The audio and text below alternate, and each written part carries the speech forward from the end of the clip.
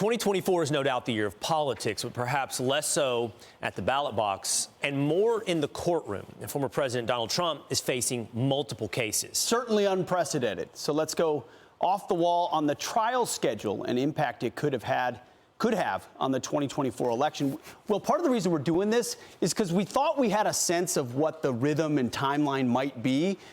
As corrupt as that process may be, it seemed predictable. Yet recent events have put a lot of chaos into that timeline that in many ways could be beneficial to Donald Trump. Well, while we've talked about 2024 becoming the year of the courtroom battle against Donald Trump is sort of starting to fizzle in terms of how will impact an election. The biggest one is what happened this week. So the January 6th case, Jack Smith's case, which was scheduled to begin, Pete, on March 4th. Like basically timed perfectly with Super Tuesday.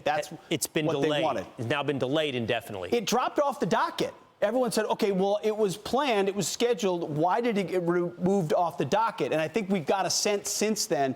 The Trump team has been making a claim of presidential immunity. A federal appeals court took it up, and then ultimately it could be appealed to the Supreme Court, which my understanding means the judge then said it is now out of our jurisdiction and our purview, so we're taking it off the docket in the meantime. Yeah. Doesn't mean it couldn't be put back on the docket. Yeah, Judge Tanya Chutkan is saying it's not in my jurisdiction while it's at appeal before the Supreme Court.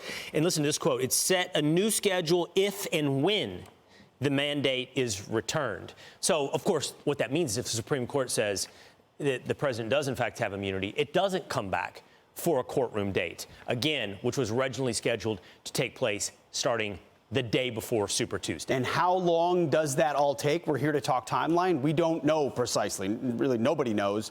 And whether or not Jack Smith's case will be ultimately brought at all. So right now, it looks like that big case is fading into the background. Pause. In terms of manifesting in the year of the election. Now, this one seems to be just flat out falling apart. This is the Georgia election interference case. Now, here's why. Surely you've heard at this point. This is the DA, Fani Willis, who is bringing the charges in Georgia. She appointed a special prosecutor, Nathan Wade. A really special prosecutor. Yeah. Turns out now, Pete, that the evidence is pointing heavily toward she was having a special relationship. I want to see how we were terming it. She's special lady, special friend, special relationship. It's a relationship. That predates his appointment as special counsel. And then he gets appointed to special. What's been pointed out here is this guy, he might be a fine lawyer, but he has no history at all of prosecuting anything at this level, any felonies at all, yet he's being paid hundreds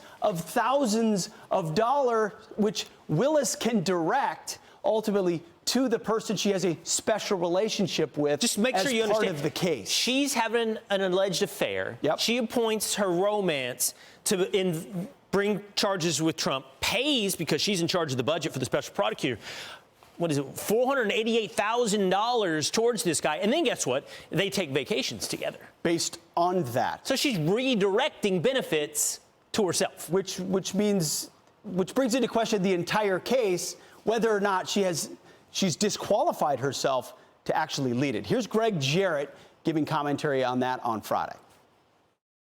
She should be disqualified from this prosecution. I mean, this prosecution, Sean, is now so tainted that the judge should remove it entirely from the DA's office. It perverts the racketeering laws. And the fact that the boyfriend travels to Washington for 2 8-hour meetings at the White House, I mean, that shows these charges against Trump were politically driven. Greg Jarrett bringing up the role the Biden administration had, or the DOJ, in the involvement with this case in Georgia, which now, by the way, looks as likely to end up in charges for Fani Willis, against Fani Willis, as it does Donald Trump. Built her entire campaign as Fulton County DA to get Trump, just like so many others. And she's caught herself in the crosshairs instead.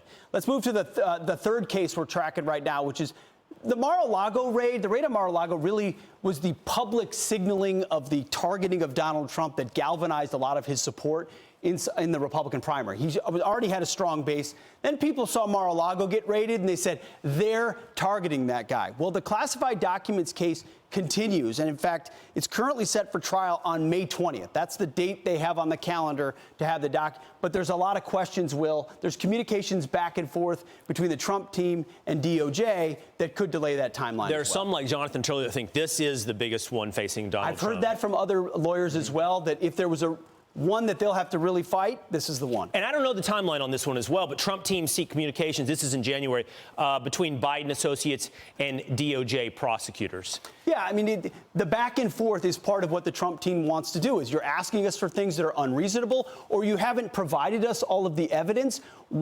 And then there's also the other side of this is, well, what about Joe and his garage and his boxes? I mean, there's a lot of public questions that can be raised inside this, too. And here is that timeline, by the way. May 20th is when it's currently set. But, I mean, at this point, I would have some doubts about any of these cases meeting their trial dates based upon, the current dates falling apart on all of them. And that means the big date becomes November. What is it next year? What is it this year? Is it the 4th? I think it's November 4th or November 6th, Election Day, which will ultimately be the referendum on all of this. It's the reason why these charges are being brought, and it will be the destination of how they're resolved. So even I think we still think this is the year of politics in the courtroom. It's just fewer and fewer courtrooms look like they're going to make their way before the election. Absolutely.